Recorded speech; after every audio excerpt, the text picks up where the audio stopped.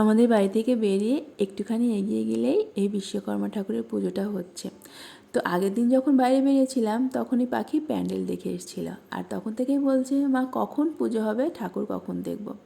তো একবারে রেডি হয়ে বেরিয়েছিলাম, আজকে পাখি যাবে তার দাদার সঙ্গে শপিং করতে। আগে থেকেই মনা বলে রেখেছিল আমরা আসছি, তোরাও রেডি হয়ে বের হ।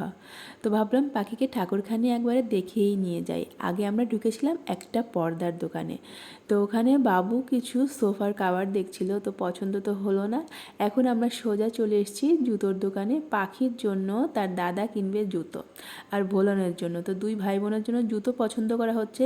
পাখি এসেই একটা ফ্যান্সি হিল জুতো পছন্দ করে নিয়েছে, তো আমি তো ওকে ওগুলো কিছুতেই দেবো না। আমি ভাবছি একটু জুতো টাইপের কিছু নেব, আর পাখি এগুলো কিছুতেই পায়ে দেবে না। তো অনেক বোঝানোর পর এই দুটোর মধ্যে একটা নেওয়া হয়েছে। কোনটা নিয়েছি তোমরা গেস করতে থাকো, তো অন্য কোনো ভিডিওতে সেটা শেয়ার করব। আর এই দোকানে এসে বাবু নিল সোফার কাভার।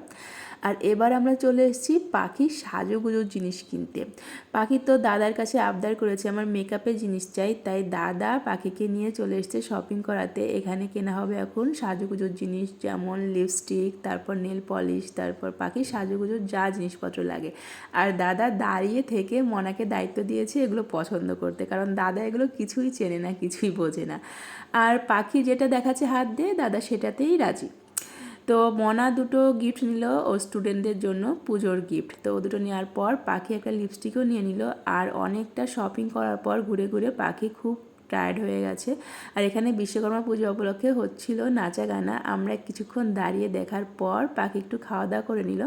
তোর গলাটা প্রচণ্ড শুকিয়ে গেছিলো আজকে, তারপর দুপুরে ঘুমায়নি, ঘুমও পেয়ে গেছে। তো এবার তাড়াতাড়ি বাড়ি যেতে হবে। টাটা।